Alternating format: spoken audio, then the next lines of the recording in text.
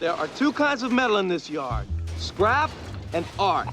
If you gotta eat one of them, eat the scrap. What you currently have in your mouth is art! Art?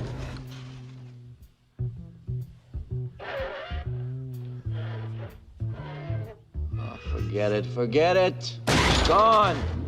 It's That's not bad.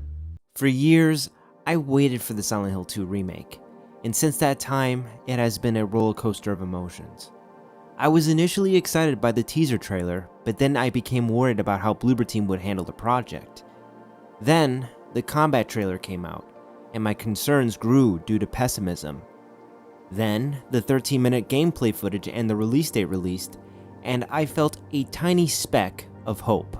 Since then, I've been on the edge about the release of the Silent Hill 2 remake. Hello guests, welcome to the Silent Lounge. I am the host, and today I will review the Silent Hill 2 remake. I previously published a video that discussed my expectations for the remake and what I wanted it to achieve.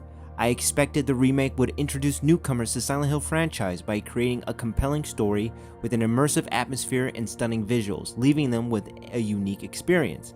I'm happy to say that the remake succeeds, and much more. This review covers my first playthrough of the game. My in-depth analysis of Silent Hill 2 Remake will be released in the coming months. I will summarize the remake's performance, graphics, sound design, gameplay, and story execution, while concluding with my review score. If you guys enjoyed this video, please let me know down in the comments below, smash that like button, and subscribe if you enjoyed your stay at the Silent Lounge.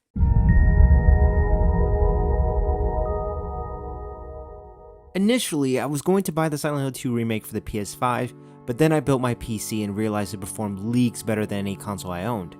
I use an AMD RX 6800 GPU and an Intel i5 12600K CPU.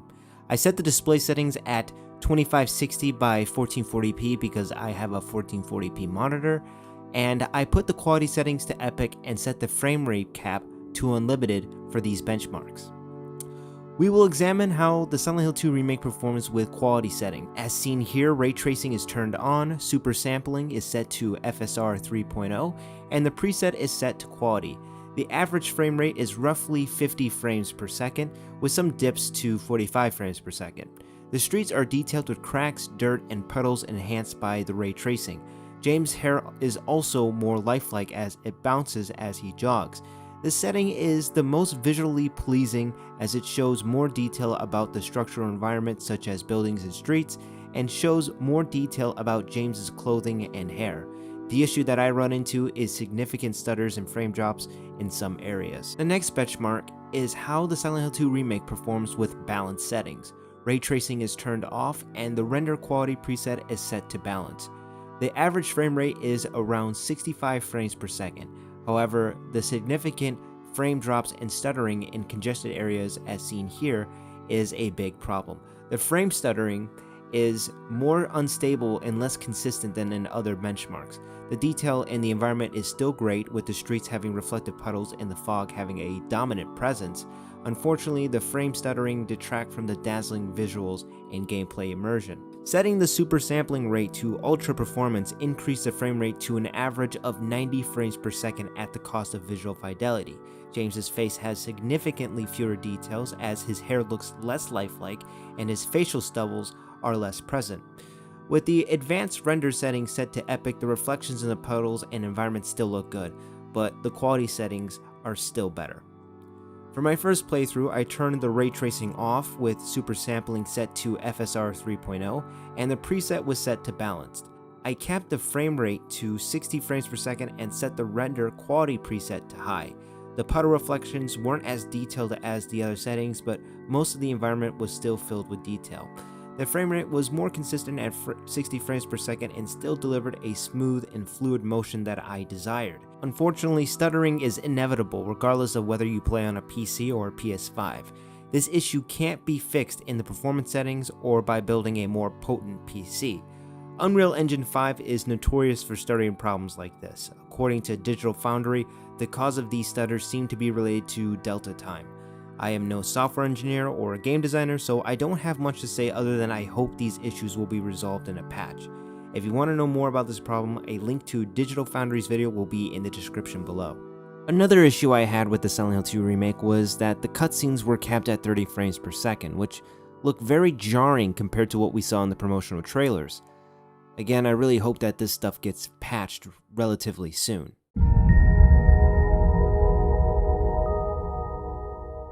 The Silent Hill 2 remake is visually stunning from start to finish. Each level in the Silent Hill 2 remake is a character that tells its own story. The fog is one of many excellent environmental details the game offers. In the town area, the fog completely covers your field of view, making it haunting and chilling as you see silhouettes of creatures move around the street. I noticed many structural details on the exterior and interior of the buildings that impressed me. For example, the interior of the Woodside apartment has paint chipping and fading on all the walls and ceilings. This detail tells me that Woodside apartment was probably a poorly maintained apartment complex for lower class individuals. The distinction between the natural and alternate world is apparent when you enter Blue Creek Apartments through the fire escape. I'm so happy we can get a clear distinction that is visually appealing between the real and alternate world of Silent Hill. In the Brookhaven Hospital, some areas have rays of sunlight that bleed in, giving an orange glow that feels warm. The alternate Brookhaven Hospital's rustic brown and red color paints a feeling of cold isolation and dread, which I am familiar with in the Silent Hill universe. Area lighting is an element that the Silent Hill 2 remake masters. There were so many moments where I was paranoid of a mannequin figure jumping out and attacking. When I saw the 13-minute gameplay footage 4 months ago, I noticed that you can't see the other end of a dark corridor, making the experience more tense. I knew that Bloober Team would use the dark lighting to build the immersive atmosphere and tone that Silent Hill is known for. That is precisely what I wanted in a Silent Hill game, and Bloober Team nailed it. I really have to applaud Bloober Team for the environment design. This is by far the most immersive Silent Hill experience I've had in a long time. It feels great to finally have an immersive atmosphere that adds to the tension and suspense of traversing through hell and back. The destructible environment is one of my favorite details in Silent Hill 2 Remake. I don't want to give out major spoilers, but there is a boss fight where the room starts to deconstruct as you fight the boss, which adds the immersion of having an epic showdown.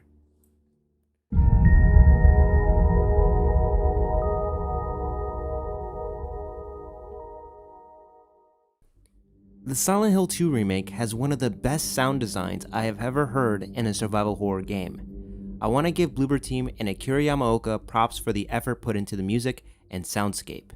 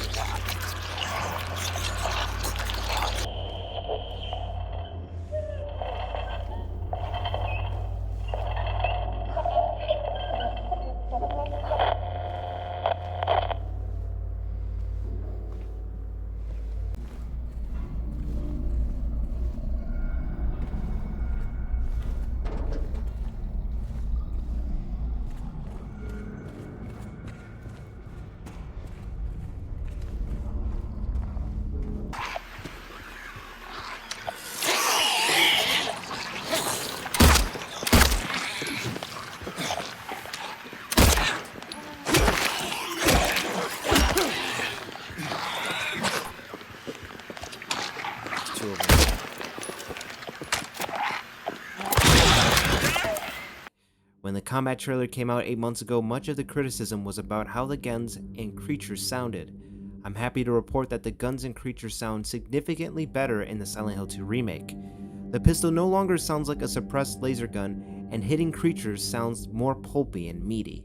I was impressed with the combat sound design and found it a massive improvement over the original. The musical score when walking in a dark corridor or fighting an enemy is just as nerve-wracking as it was in the original. The sound design helped enhance the greatness of the environment, like the ambient noise of the structural integrity of a building or hearing creatures squirm outside your room. There are some instances where I was disappointed in songs from the original being excluded and songs being added where they shouldn't. The track, A World of Madness, is not in the graveyard scene when it should be. I was greatly disappointed not to find it there because the environment in the graveyard was fantastic.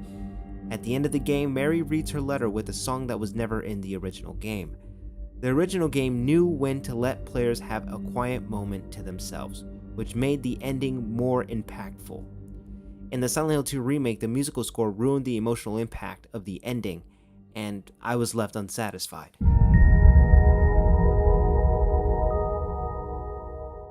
The gameplay for the original Silent Hill 2 was nothing groundbreaking. The combat was two-dimensional and clunky, making the gaming experience outdated by today's standards. However, we were okay with its clunky combat because we resonated with the story and characters. Since then, Silent Hill has been a franchise that has always put gameplay second, with the story at the forefront. The atmosphere and sound design made the franchise unique from other survival horror franchises like Resident Evil. I would have never thought I would see the day when combat is excellent in a Silent Hill game. Part of the charm of the original PS2 titles was the jankiness of the melee combat, which made the player feel like they were at a disadvantage by the mechanics of the game. In the Silent Hill 2 remake, the combat is shockingly good, yet it doesn't make the player feel overpowered. Making good combat in survival horror games is tough. Make it too overpowered and there is no horror. Make it too underpowered and it frustrates the player.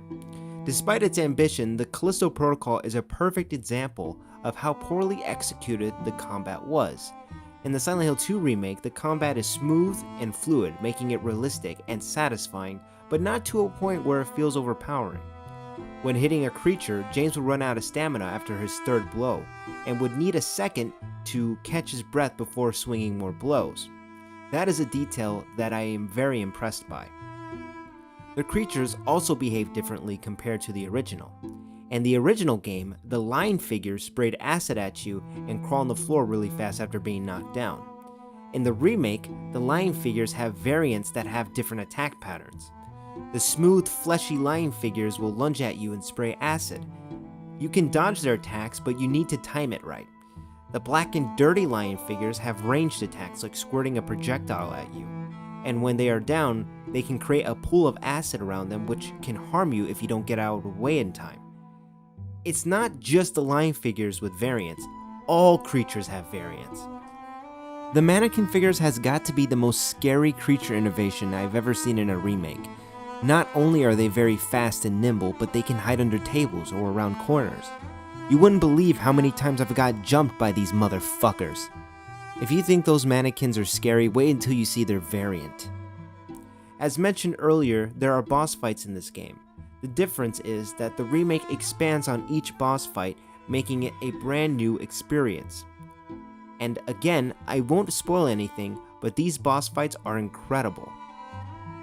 The boss encounters are almost cinematic, making you feel like you're fighting for your life. I love what Bloober Team did with the boss levels. Each boss feels unique and fun in its own way. This section of the video will have spoilers. If you didn't play the original Silent Hill 2 game, this section will not pertain to your experience of the remake. I suggest you skip this section of the video so you don't spoil your experience with the Silent Hill 2 remake. You have been warned. Before I played the Silent Hill 2 remake, I knew it wouldn't hit as hard as the original because I am so used to the original voices. This is where most of my issues lie with the Silent Hill 2 remake. Many of the performances in the remake are serviceable to the original, but the original has stronger performances that sell the story's themes. Luke Roberts, who plays James Sunderland in the remake, performed best compared to the rest of the cast. I liked his portrayal of James Sunderland as he nailed the personality of an everyday man being thrown into an unnatural situation. I like his subtle facial expressions in the game's cutscenes, which add depth to the character. His line delivery was also pretty good. It felt more grounded and realistic than the original. The actors who portrayed Eddie and Laura also did a serviceable job, but Maria and Angela could have been better executed. The character of Maria is flirtatious, outgoing, and attractive.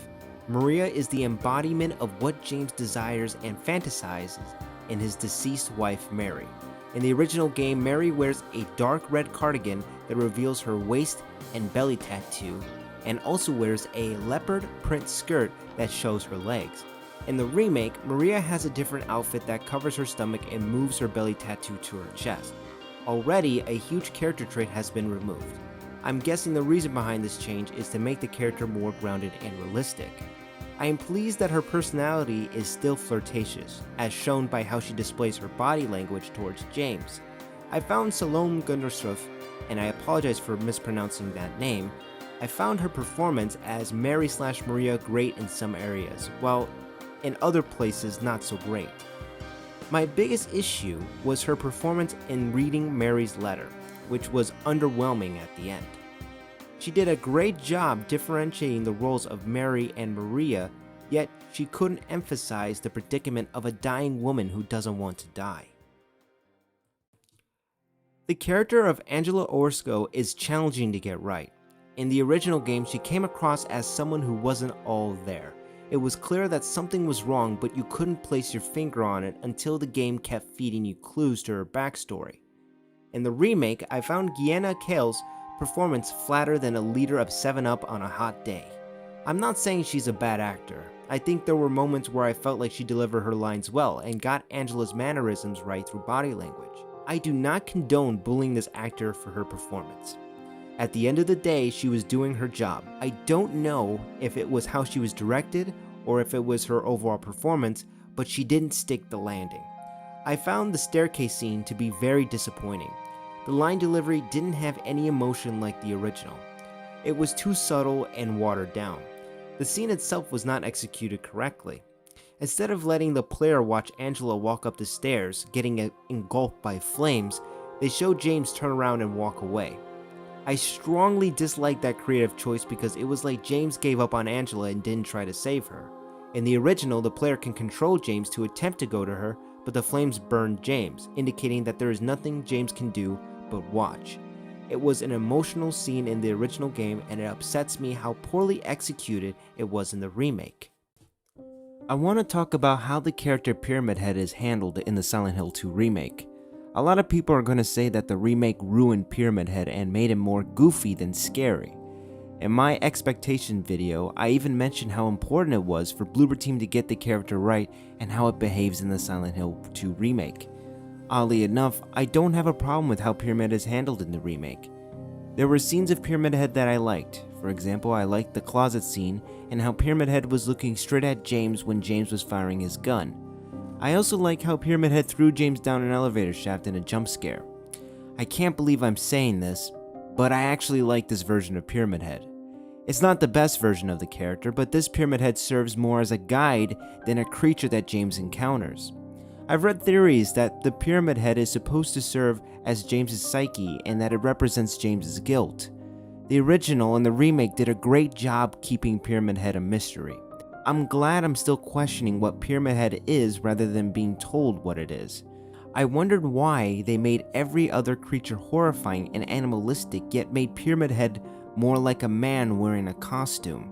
I thought about this for a couple of days and developed a few theories. For years, Konami has made Pyramid Head a mascot for the brand. They made toys, posters, and even plushies of the character. And because we've seen Pyramid Head in so much media, we are accustomed to not being afraid of him. My other theory is that Pyramid Head is reinterpreted as a guide that aids James in realizing the truth. With every encounter, James tries to fight the truth until he accepts what he's done, and is ready to face it head on. My interpretation could be up for debate. Either way, I'm not too bothered with the changes made to Pyramid Head.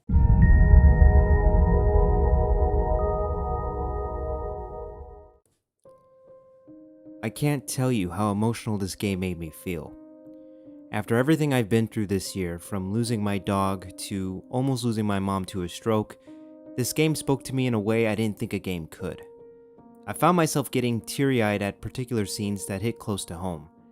After years of anticipation and wishful thinking, I am relieved that the Silent Hill 2 Remake is a great game. The experience that I had playing this game is one of the best experiences I had playing a survival horror game. Although the story narrative and character performances weren't as well executed as I wanted them to be, I still had one hell of a time playing Silent Hill 2 Remake. Bloober Team delivered a sensational horror experience that exceeded my expectations in most areas. I can't wait to finally introduce the Silent Hill franchise to my sister, who loves horror games. I waited years to finally have an opportunity to share Silent Hill with my sister, and Bloober Team gave that to me. Thank you, Bloober Team, for introducing my sister to horror games with Layers of Fear in 2016, and for introducing her to Silent Hill in 2024. The Silent Hill 2 Remake is not better or worse than the original game. It serves as a complementary piece that honors the original game and sets a foundation for the future of Silent Hill. Because of that, it is worthy of sitting on the same shelf that holds the original game and my dog's ashes. If I were to rate this game on a scale of 1 to 10, my score would be 9 out of 10. Do you agree or do you disagree? Let me know in the comments below, and if you enjoyed this video, please smash the like button and subscribe if you enjoyed your stay at the Silent Lounge.